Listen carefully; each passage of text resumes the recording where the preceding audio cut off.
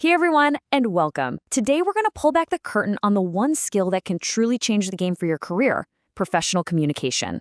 And look, it's so much more than just what you say. It's really about how you listen, how you influence, and ultimately, how you lead. It's the engine that drives your professional impact. So let me just ask you something right off the bat. Have you ever felt like there's some kind of invisible wall holding you back? Maybe you're in a meeting or you're trying to get a really important idea across.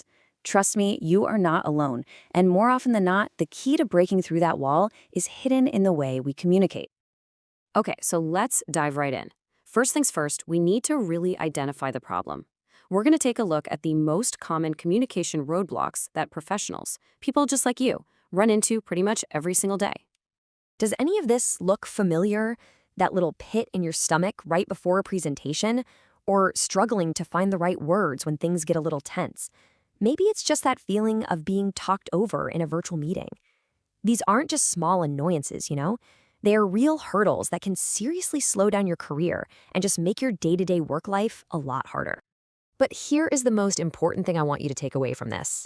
These challenges, they're not personal failings. They don't say anything about how smart you are or what you're capable of. They are simply skill gaps. And the best part about a skill gap is that it can be closed. With the right focus and practice, you can bridge that gap. So if those are the gaps, how do we start filling them in?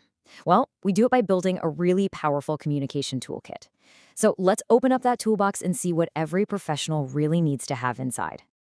First up is the absolute foundation, how you show up.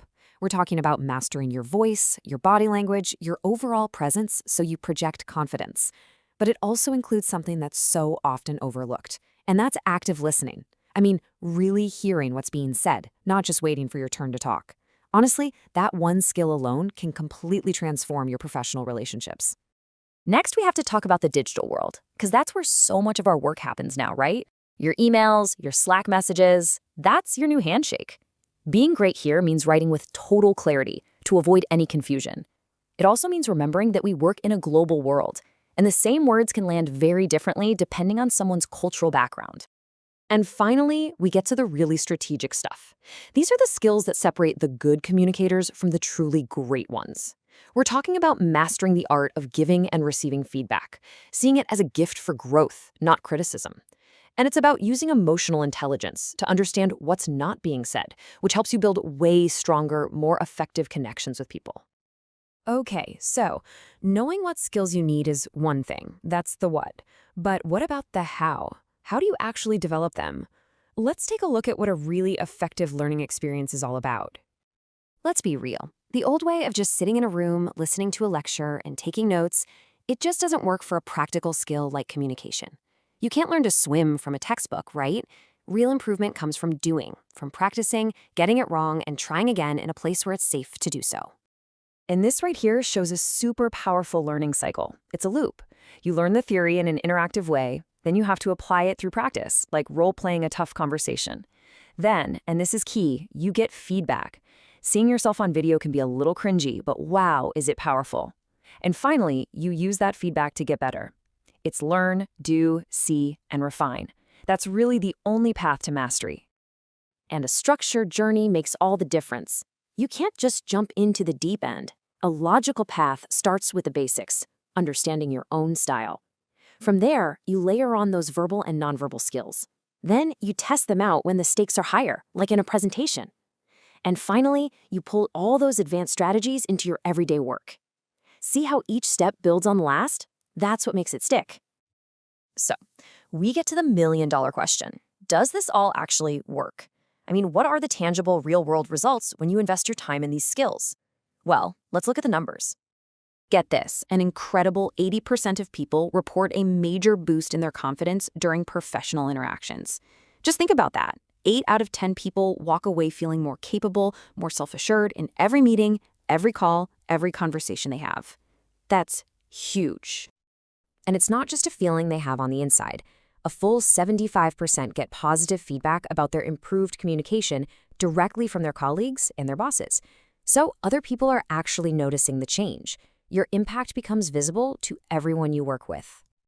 And this really shows the long-term career payoff.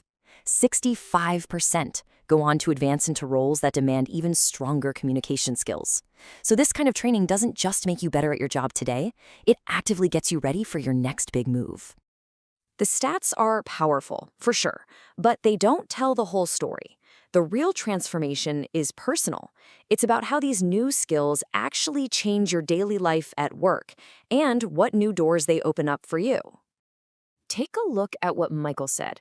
What I love about this is his insight that it's not always about some massive, dramatic change.